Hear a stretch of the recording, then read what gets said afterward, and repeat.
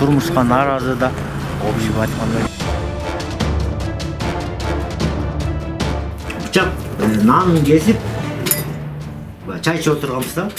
Нан алып туруп эле Отырган жерден эле сайып алды. Мына монтаж эле сайып алды болду.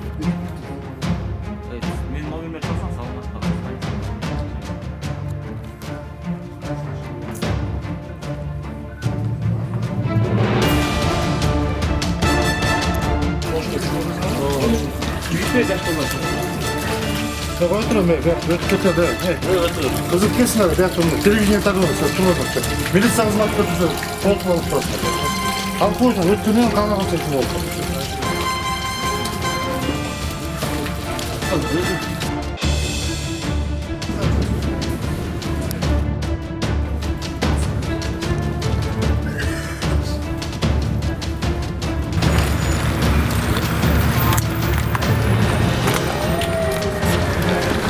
Canı oldu. Ölümüne bakın. Tabii ya, ilk kez yaklaşmaydı.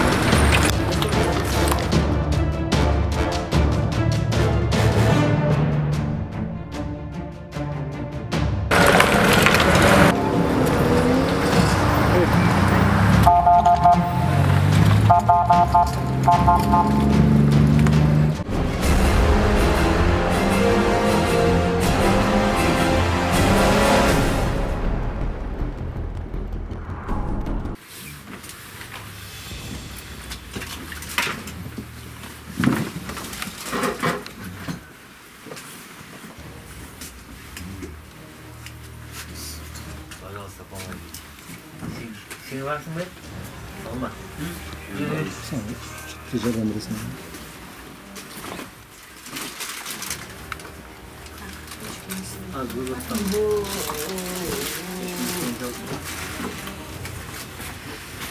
Так, давайте дружненько. Кто-то за ноги, кто-то за руки.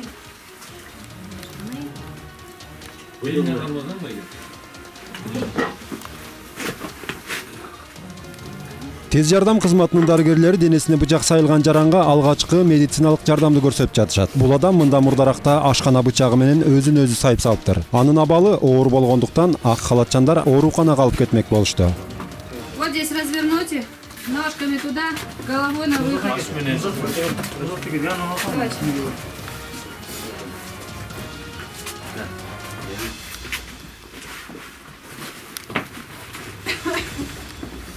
Помогите, пожалуйста.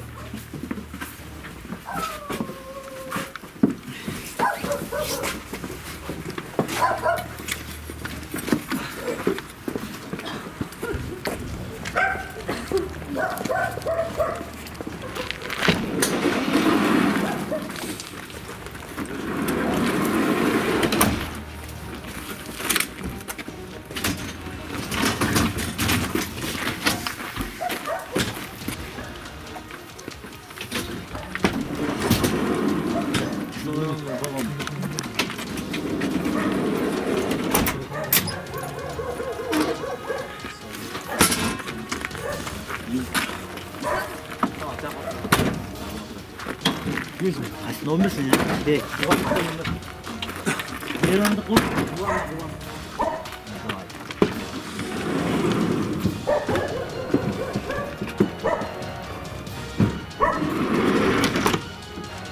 Жизнь не складывается. Men bir tuğanım da. Bir туғаныңыз. Men bir tuğan бірістікім. Жашы канчада? Жасы қазір 71-ші жылғы. Давай эми комиссария бересің? Айта бересің. Это мой братчик. Кыргыз тилин айта бересиз, Кыргызча. Ешкімде жардам жоқ. В этой жизни нет справедливости. У меня дочка. Жабырлануучу адам өз өмүрүнө кол салууга аракеттенгенде анын агасы жанында отурган. Айтымында жашоодогу оор көйгөйлөрдүн айынан мындай ишке барды дейт. Бар айтат, мы помогаем депчи. Жардам деген жок ошо жизньчи. Россияга барып иштеп келдик. Чогуу иштеп келдик да. Төлөгөн жок. Ошо тыйын жок. Кайта келдик. Тяжело. Ошондо азыр эмне жашоосуна нааразы болуп сайып салды өзүн өзү? Мен билбейм. Эми өзүнүн оюнда бар да, алчы. Атам деген 86'da. Бұл қызға қарайды. Қыз баспайды. Мына 14 жыл болды, жашсын. Келіншегі қаза болған. 14 жыл болды. Бар, чоғыр сеп. Жанында кимдер бар эле сайып атканда өзүнүз? Мен де бар болчу. Сиз байкай калдыңызбы? Жоқ, байқағам. Байқаған жоқ. Бар тұрмышқа наразы да, общем айтқанда. Бүгүн ичимдик ичип алды беле? Иштик. Бүгүн иштик эмес, да, чоң иштик. Мен ага кишинин неме агасы болдум. Ошондой эле ал өз денесине бычак урган инисинин айылда 14 жаштагы майып кызы бар экенин, жана жубайы мындан 2 жыл мурда каза болуп калганын айтып берди. Бүгүнкү жорого ушул көйгөйлөргө түздөн түз тиешеси бардыгын болжоп жатканын кошумчалады. Чай ичип отурганбыз да. Анан алып туруп эле Отурган жерден эле сайып алды. мына мандалдар эле сайып алды болду. Жыгылып калды анан. Жок, жыгылган жок. Сурап эле эмне болду эле звонить этти. Бул киши тияққа чыкпайт, бияққа чыркайт, иштейт. Условия жок. Анан үйүн сатып, эмеге кыздын үйүндө жашап, үйүндө жок, керек болсочу. Үйүндө жок, чын айтканда анын. Алло. Ушуга кандайсыз? Национальный кругер. Окуя боюнча аймактык милиция бөлүмүнөн тергөө тобу келип, үстүртөн иликтөө иштерин жүргүзүштү. Анча иште. Мажы ой болду. Не болду? Сүйсем жаки атпаттан, кызаттан. Мараттын топу. О, нереттен. Ну, наемный, тяк-тяк иштейбиз. Постоянная работа жок. Мас беле, мас эмес беле. Чуть-чуть выпил. Кичине ичкенде, кичине там. Как мы выпили? Кызуу абалында экен. Кызыл, да. Ошонча салып. Бул биякта деген өзүнүн иниси менен жашайт экен, агасы менен. Ана бүт туугандары менен. На квартире. Квартирада бүт туугандары менен жашайт экен. Аялы жок, аял бар да. Жок да. Аялы жок, бойлоп экен, пожизненный бойлоп экен. Пожизненный эмес, умерла 2 года. Агасы ким атыңыз? Марат. Марат дейт, Юсупов Марат Султанович. О.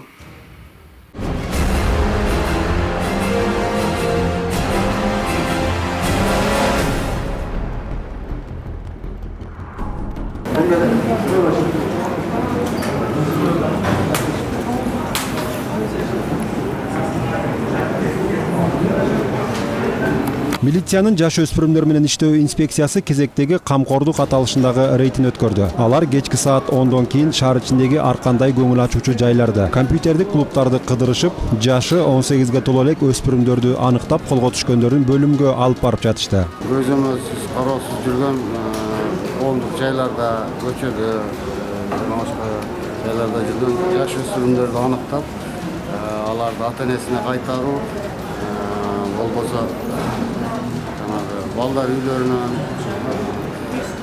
интернаттардан качып жүргөндөр болсо, аларды өздөрүнүн окуган, жашаган жайына кайтаруу болуп эсептелинет.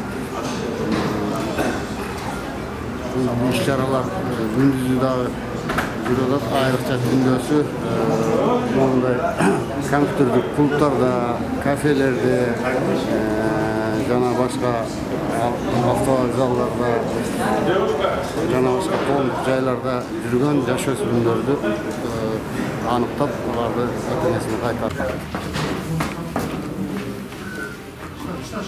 Тескөөчүнүн айтымында өспүрүм курактагы балдар алгачкы жолу кармалса, ата-энелерине 500 сомдон административдик айыппул салынат. Кийинкисинде дагы кайталанса 1000 сом болуп айыптар жогорулай берет.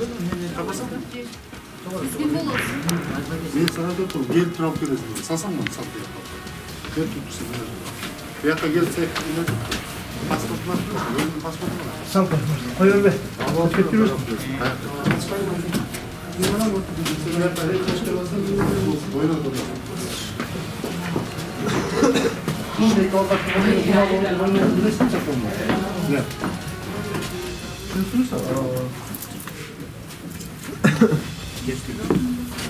Yanımda yaptım.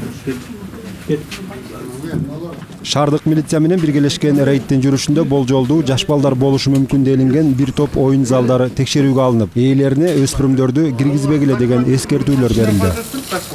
Karışmıyor, biz zaten hiç bilmiyoruz onun için.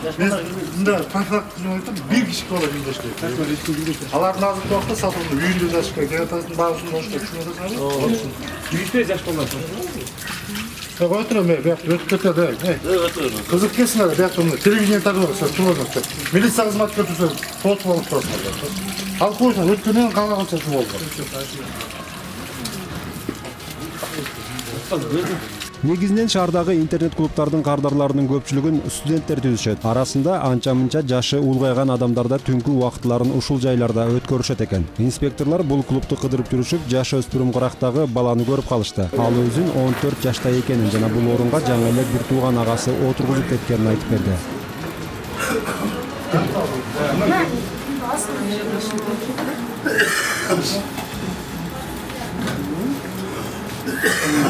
Жашың канчада? 14. 18. Канча болду отурганга? Жарым саат. Bir жарым саат. Сени чыгарды үйгө? Ооба, байкемден сурап койгом, азыр кетип. Каяка жашайсың сен? Мына үйдүн астында, эбисинин астында. Şimdi kaçta çocuk? Мына азыр. Томомдун жанында. Азыр кетип. Tamam, düşündüm ama kaçsın, nömrü kaç ayın? 91-ci kvartira. 3, 125. Үйдүн нөмөрүн билбейм. Sen kaç okuyorsun orada? 93 мектеп. 93 mektep? Kaç? Арчеш. Kaç yaşta? Yaşanan derinçe. А? Жашан Байкемден жашайм, жакында көчүп келдим байкемге. Ben burada kaçta yaşadım? Арчеште. Kaç yaşta? Kimin adı ne kaçtasın? Үйдү? Kaç? Арчеште. Kaç yaşta? Sen hazır Baykeng'den Азыр байкем үйгө эле кеткен да. Yok ne güzel kaçta yaşadın? Байкемден Atına hemen yaşa aldın ya. жашайм. Байкемге жашайм. Kaç oldu Baykeng'de? 2 жыл болду. 2 yıl oldu. Ama şu Baykeng'den akşam işe varıp böyle okutasın da. Ооба. Kaçın çıkarsın? 8. 8. Ne kadar okutasın? Азыр байкем экөөбүз отурат эле. Baykeng okumun болған күндерде де сен ертең салып қаласың. Ертең пятница. Ооба. Саат 4-3-төрдө келем. Иә. 4-3-төрдө кетем. 4-3'lerde geldim. Aydın mı kayıtlan? Иә. Тайырым? Түштөн кийин окуйсуң ба? Жүзім? Түшмейм işte. Күндө ойнойсуң ба экен? Жок. Бүгүн эле келдиң ба?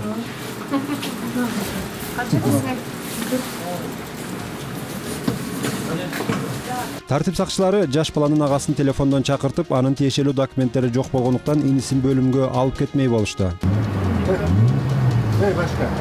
Сыртқа шығып жүрсің. Четко ему говорить. Я. Где хочу, там и буду.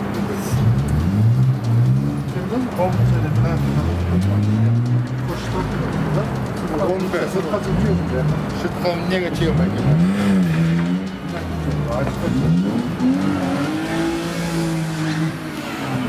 Ен атасының емесін емес шығына.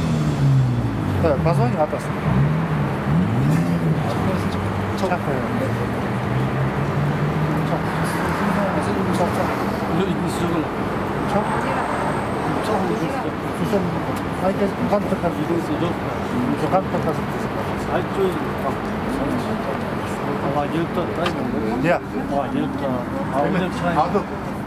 Баланы ал.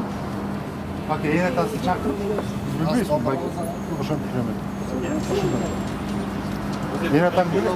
Yine tam geri geldiğini aldı. Bak çakır. Bakın çok. Gelin. Bak. Hayır bas. Ya. Bas. Sen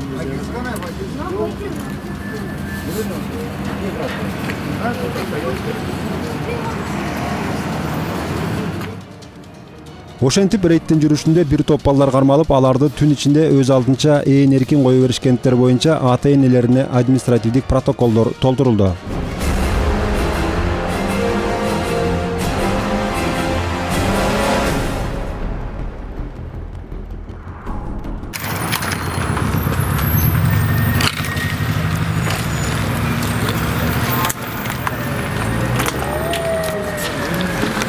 Жаңа ne oldu? Onu böyle kaçak çıktı. Ya birbirine üçe saklaşmıyordu.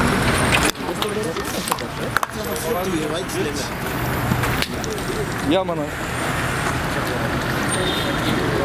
Бул жол кырсыгы Бишкектин Чүй жана Тоголок Молдо көчөлөрүнүн кесилишине жакын жерде катталган. Toyota Camry үлгүсүндөгү унаанын айдоочусу чыгыштан батышты көздөй атып, алдындагы Toyota Corolla солго чукул бурулуп жатканда сүзүптүр. Күбөлөрдүн айтымында түз бараткан Camry ылдамдыгы жогору болгондуктан Corollаны сүзүп, андан ары жол жээгинен чыгып тосмого минип калган.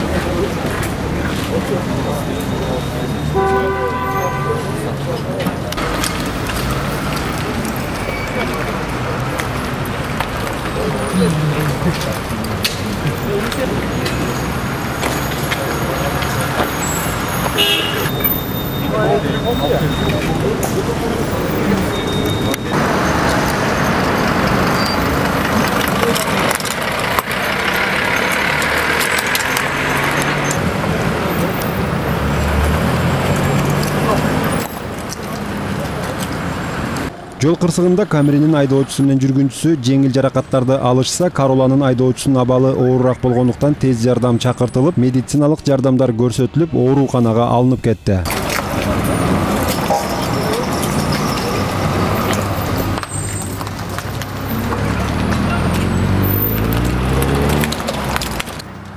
Патрулдук милициянын жол кырсыктарын иликтөө тобу жетип келип, жеринен иликтөө иштерин жүргүзүштү.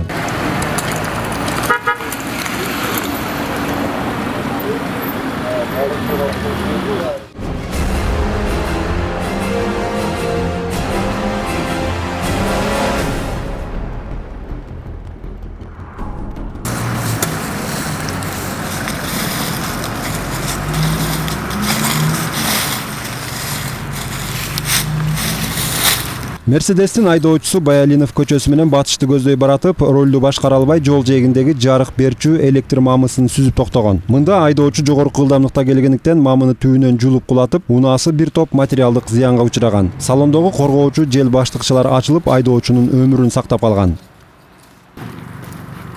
Баке, токмар ойлонушул деди. Жол кырсыгы болгон жерге келген тартип сакчылары айдоочуну унаанын жанынан таап алышкан эмес. Өздөрүн анын достору болобуз деген жигиттер патрулчуларга документтерин көрсөтүп, айдоочуну белгисиз тарапка кетип калганын айтып беришти. Документи барбы мунун? Каягында документтери? Карачы бас. Карачы. Жаннат деген кыз сиздерде иштейт, келет азырчы.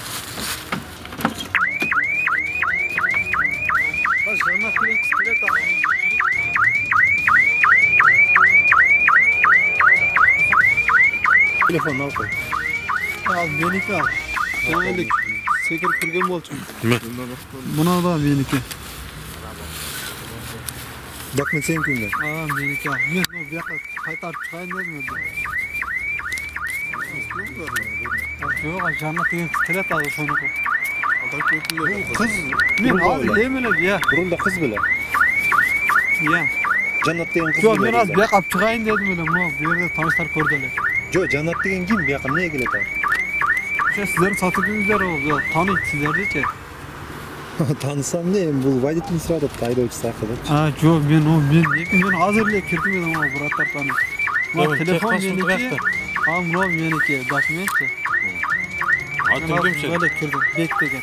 Мына алсын мен. Бек деген сен бе? Мен мына жакты сизге көрүп берейин деп атам. Назагынан келип карачы чындыктыр.